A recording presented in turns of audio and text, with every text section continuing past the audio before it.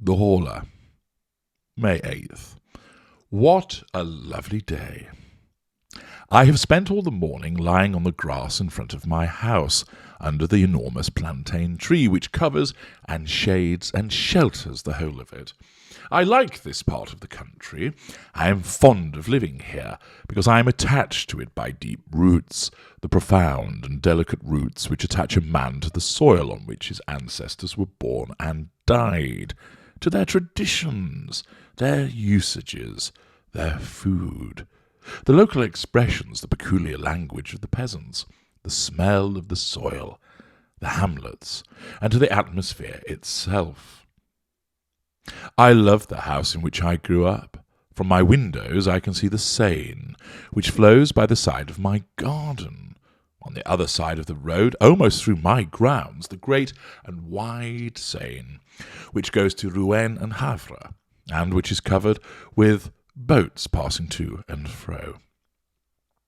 On the left, down yonder, lies Rouen, populous Rouen, with its blue roofs massing under pointed Gothic towers.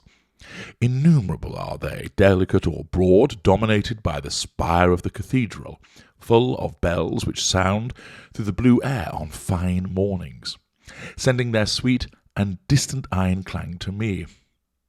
Their metallic sounds, now stronger and now weaker, according as the wind is strong or light. What a delicious morning it was! About 11 o'clock, a long line of boats drawn by a steam tug, as big a fly, and which scarcely puffed while emitting its thick smoke, passed my gate. After, 2 English schooners, whose red flags fluttered toward the sky. There came a magnificent Brazilian 3-master. It was perfectly white and wonderfully clean and shining. I saluted it. I hardly know why, except that the sight of the vessel gave me great pleasure. May 12th.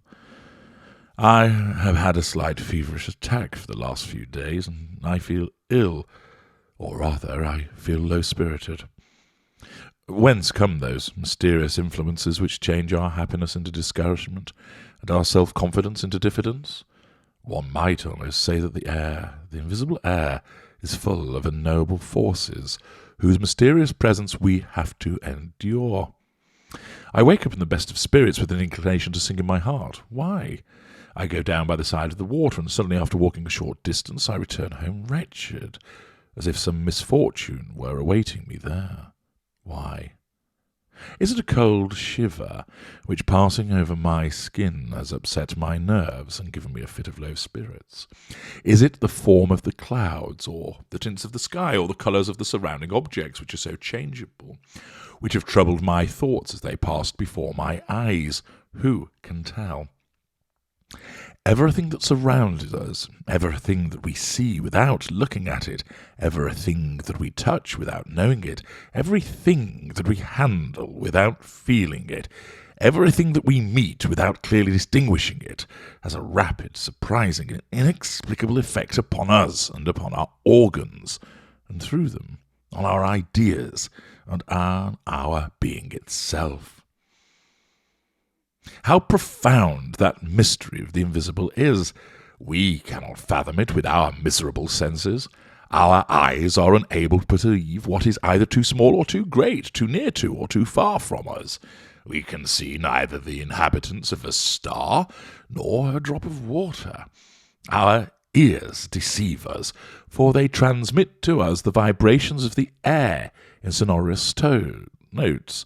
Our senses are fairies who work the miracle of changing that movement into noise, and by that metamorphosis give birth to music, which makes the mute agitation of nature a harmony. So with our sense of smell, which is weaker than that of a dog, and so with our sense of taste, which can scarcely distinguish the age of wine. Oh, if only we had other organs which could work other miracles in our favour, what a number of fresh things we might discover around us. May 16th. I am ill, decidedly. I was so well last month, I am feverish, horribly feverish, or rather, I am in a state of feverish enervation, which makes my mind suffer as much as my body. I have, without ceasing, the horrible sensation of some danger threatening me, the apprehension of some coming misfortune, or of approaching death, a presentiment which is no doubt an attack of some illness still unnamed, which germinates in the flesh and in the blood. May 18th. I have just come from consulting my medical man, for I can no longer get any sleep. He found that my pulse was high, my eyes dilated, my nerves highly strung, but no alarming symptoms. I must have a course of shower baths and of bromide of potassium. May 25th. No change. My state is really very peculiar. As the evening comes on, an incomprehensible feeling of disquietude seizes me, just as if night concealed some terrible menace toward me. I dine quickly and then try to read, but I do not understand the words, and can scarcely distinguish the letters. Then I walk up and down my drawing-room, oppressed by a feeling of confused and irresistible fear, a fear of sleep and a fear of my bed. About 10 o'clock I go up to my room. As soon as I have entered, I lock and bolt the door. I am frightened. Of what? Up till the present time I have been frightened of nothing. I open my cupboards and look under my bed. I listen. I listen to what? How strange it is that a simple feeling of discomfort, of impeded or heightened circulation, perhaps the irritation of a nervous centre, a slight congestion, a small disturbance in the imperfect and delicate functions of our living machinery, can turn the most light-hearted of men into a melancholy one, and make a coward of the bravest. Then I go to bed, and I wait for sleep as a man might wait for the executioner. I wait for its coming with dread, and my heart beats and my legs tremble, while my whole body shivers beneath the warmth of the bedclothes, until the moment when I suddenly fall asleep, as a man throws himself into a pool of stagnant water in order to drown.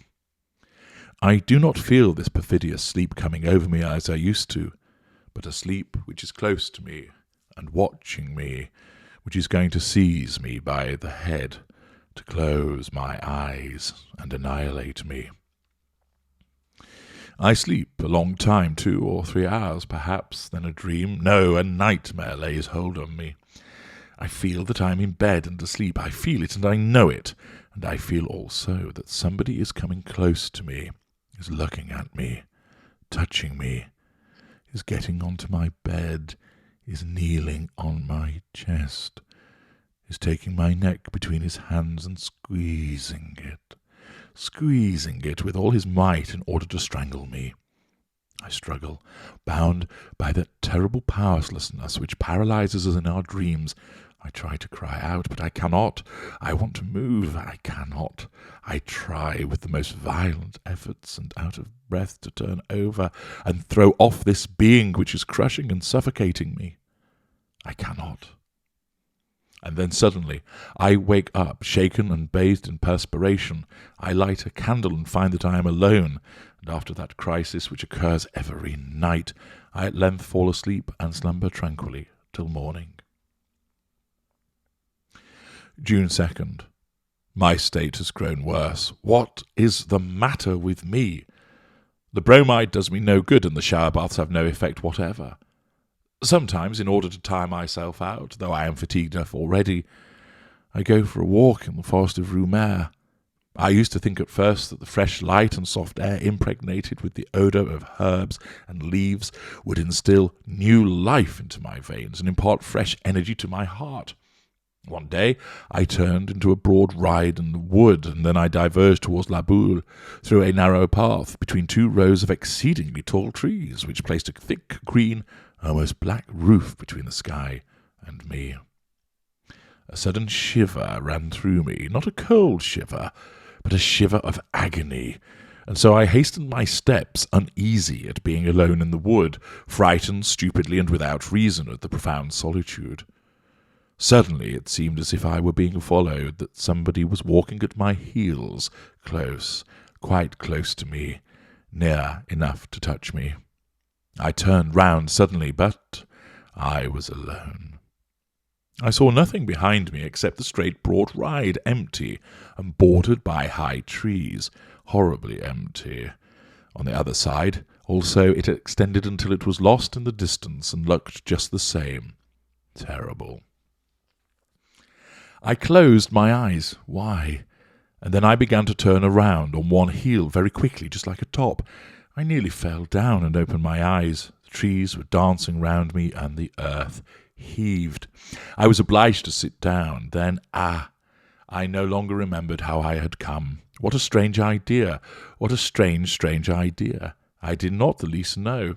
I started off to the right and got back into the avenue which had led me into the middle of the forest. June 3rd.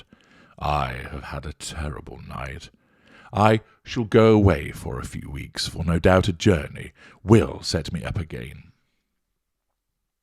July 2nd. I have come back quite cured, and have had a most delightful trip into the bargain. I have been to Mont Saint-Michel, which I had not seen before. What a sight when one arrives as I did at Avranches towards the end of the day! The town stands on a hill, and I was taken into the public garden at the extremity of the town. I uttered a cry of astonishment.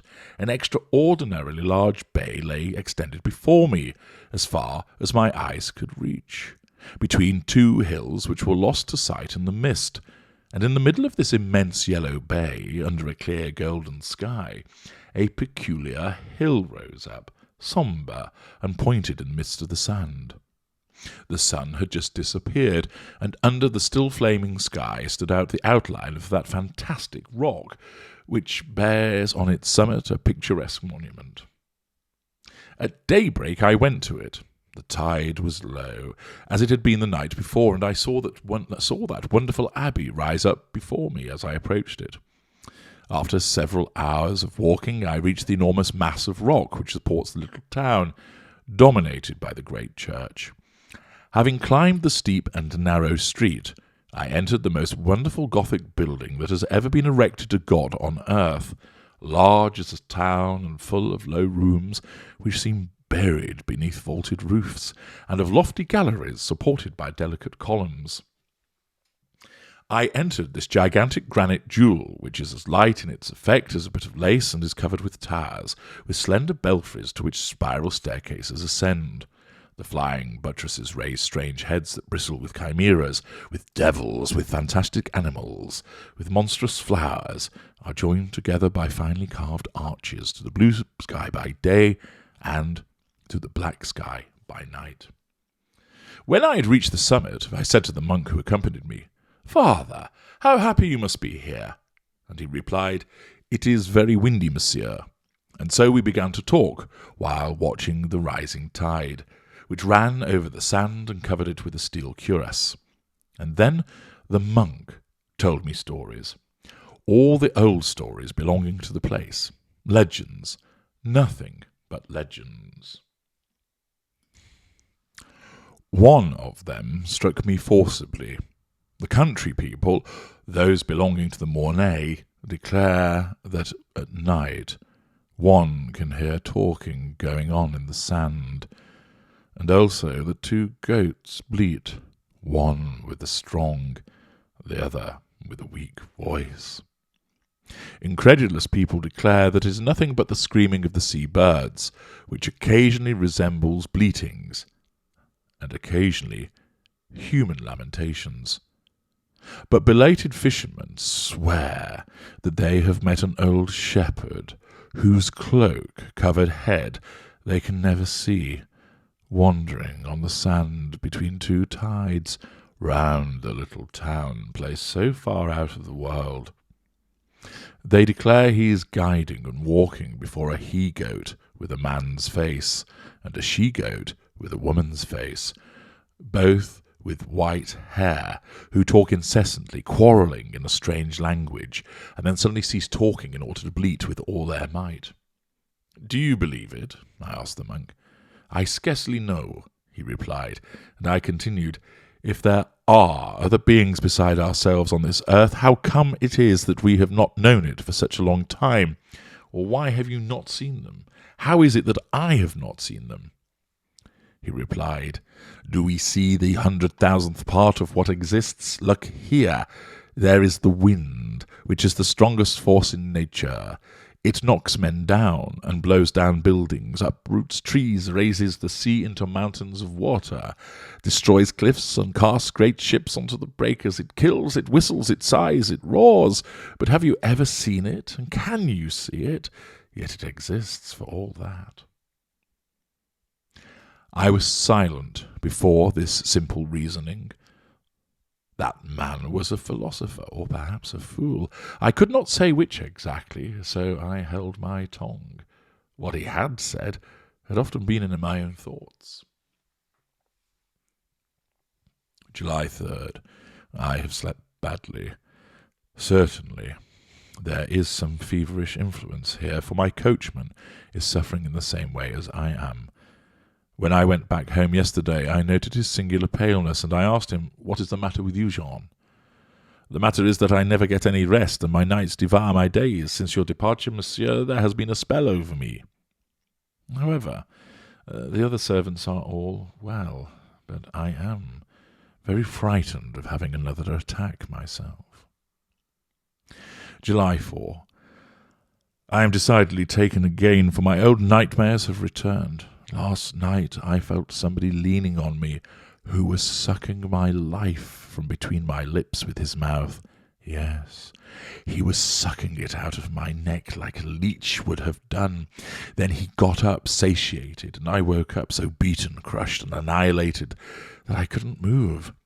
If this continues for a few days, I shall certainly go away again. July 5. Have I lost my reason? What has happened? What I saw last night is so strange that my head wanders when I think of it. As I do now every evening, I had locked my door. Then, being thirsty, I drank half a glass of water, and I accidentally noticed that the water bottle was full up to the cut-glass stopper. Then I went to bed, and fell into one of my terrible sleeps, from which I was aroused in about 2 hours by a still more terrible shock.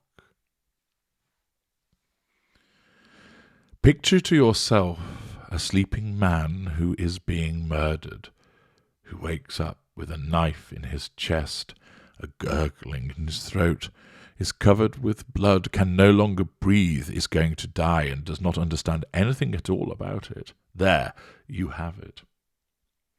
Having recovered my senses, I was thirsty again, so I lighted a candle and went to the table on which my water bottle was. I lifted it up and tilted it over my glass, but nothing came out. It was empty. It was completely empty. At first I could not understand it at all. Then suddenly I was seized by such a terrible feeling that I had to sit down, or rather fall into a chair. Then I sprang up with a bound to look about me. Then I sat down again, overcome by astonishment and fear. In front of the transparent crystal bottle, I looked at it with fixed eyes, trying to solve the puzzle, and my hands trembled. Somebody had drunk the water, but who? I? I, without any doubt. It could surely only be I. In that case, I was a somnambulist, was living without knowing it, that double mysterious life which makes us doubt whether there are not two beings in us, whether a strange, unknowable, and invisible being does not, during our moments of mental and physical torpor, animate the inert body, forcing it to a more willing obedience than it yields to ourselves.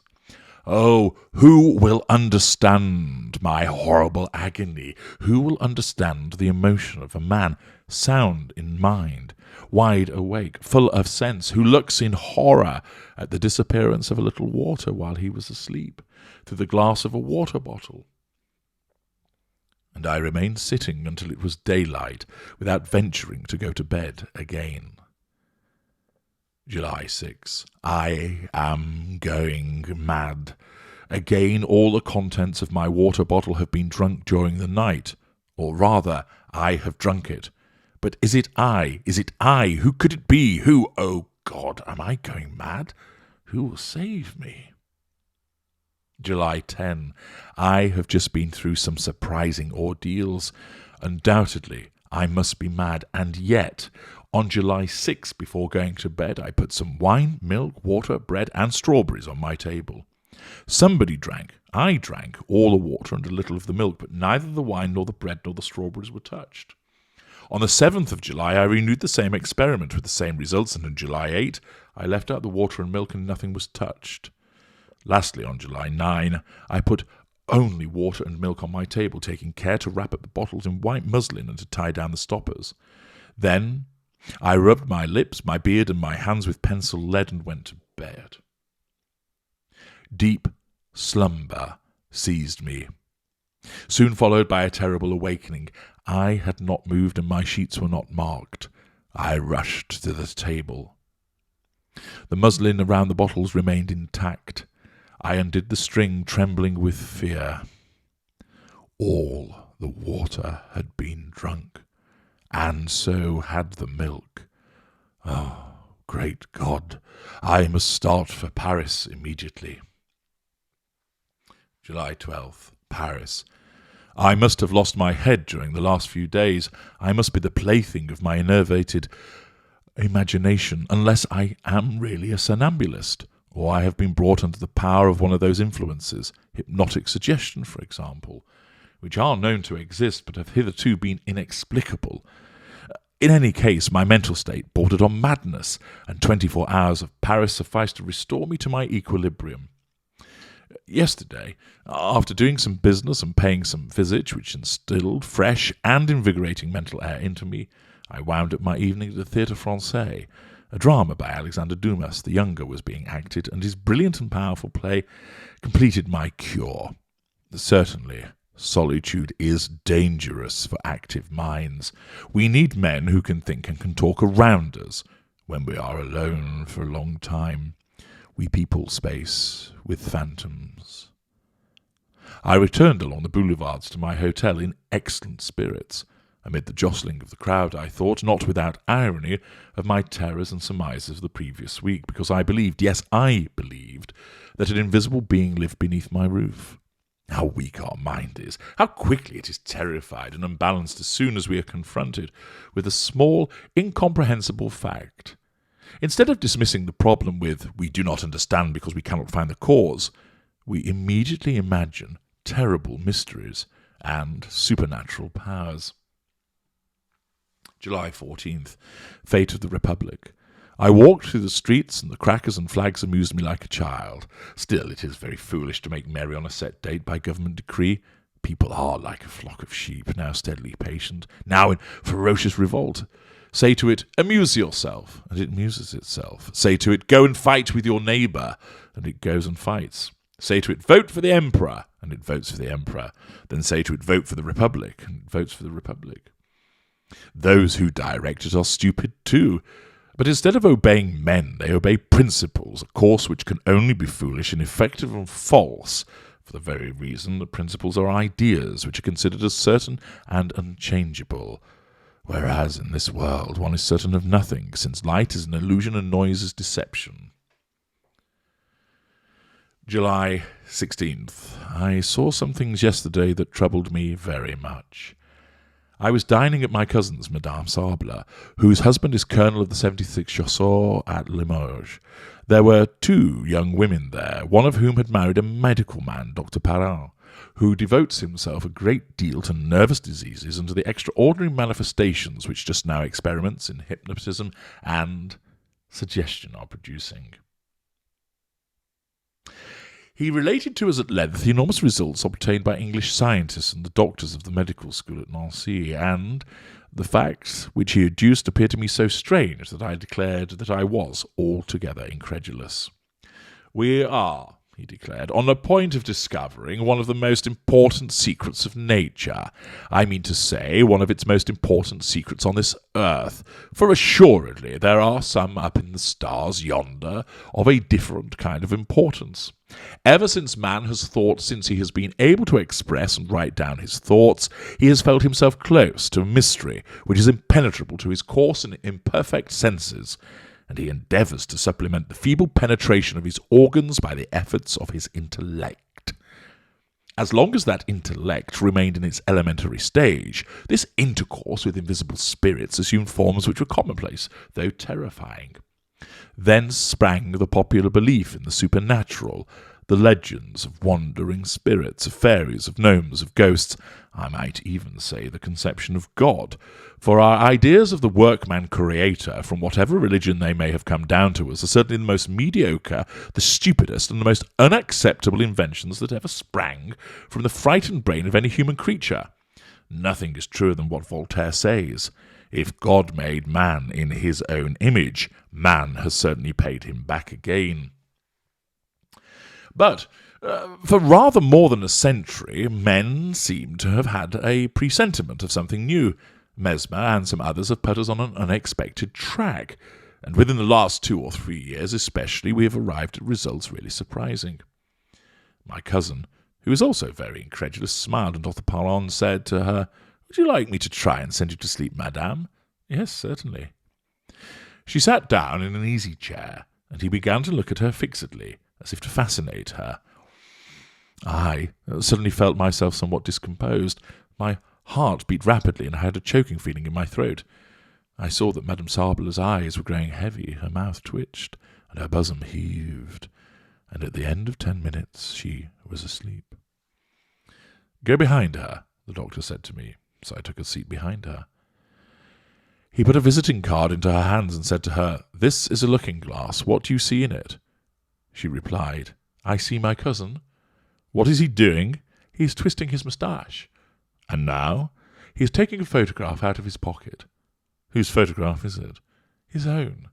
That was true, for the photograph had been given me that same evening at the hotel. "What is his attitude in this portrait?" "He is standing up with his hat in his hand." She saw these things in that card, in that piece of white pasteboard, as if she had seen them in a looking-glass. The young women were frightened and exclaimed, "That is quite enough, quite enough." But the doctor said to her authoritatively, "You will get up at 8 o'clock tomorrow morning. Then you will go and call on your cousin at his hotel and ask him to lend you the 5,000 francs which your husband asks of you, and which he will ask for when he sets out on his coming journey." Then he woke her up. On returning to my hotel, I thought over this curious séance, and I was assailed by doubts, not as to my cousin's absolute and undoubted good faith, for I had known her as well as if she had been my own sister ever since she was a child, but as to a possible trick on the doctor's part. Had not he, perhaps, kept a glass hidden in his hand, which he showed to the young woman in her sleep at the same time as he did the card? Professional conjurers do things which are just as singular. However, I went to my bed, and this morning at about 8:30, I was awakened by my footman, who said to me, "Madame Sable has asked to see you immediately, monsieur." I dressed hastily and went to her. She sat down in some agitation with her eyes on the floor, and, without raising her veil, said to me, "My dear cousin, I am going to ask a great favour of you." "What is it, cousin?"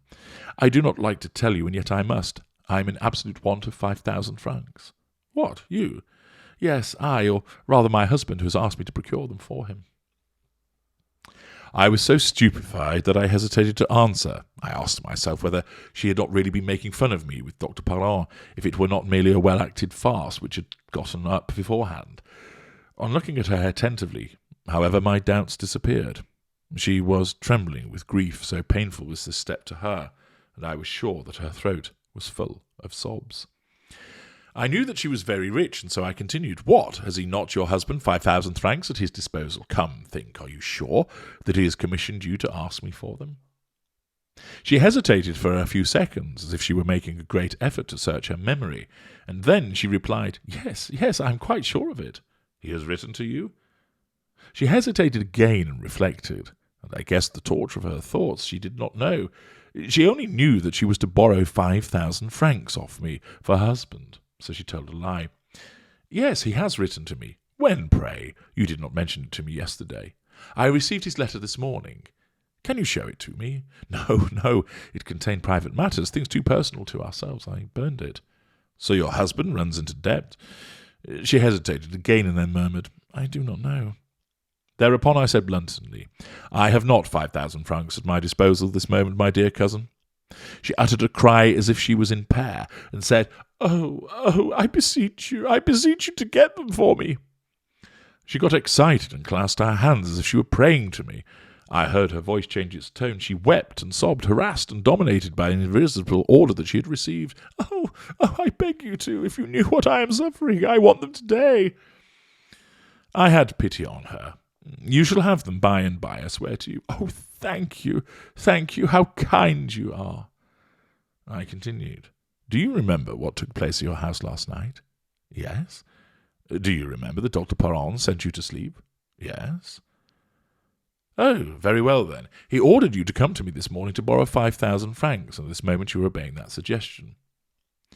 She considered for a few moments and then replied, But as it is my husband who wants them. For a whole hour I tried to convince her, but could not succeed, and when she had gone I went to the doctor. He was just going out, and he listened to me with a smile and said, Do you believe now? Yes, I cannot help it. Let us go to your cousin's. She was already resting on a couch, overcome with fatigue. The doctor felt her pulse, looked at her for some time with one hand raised towards her eyes, which she closed by degrees under the irresistible power of this magnetic influence. When she was asleep, he said, Your husband does not require the 5,000 francs any longer. You must therefore forget that you asked your cousin to lend them to you, and if he speaks to you about it, you will not understand him. Then he woke her up, and I took out a pocketbook and said, Here is what you asked me for this morning, my dear cousin. But she was so surprised that I did not venture to persist. Nevertheless, I tried to recall the circumstance to her, but she denied it vigorously, thought that I was making fun of her, and in the end very nearly lost her temper. There, I have just come back, and I have not been able to eat any lunch, for this experiment has altogether upset me. So ends part 1.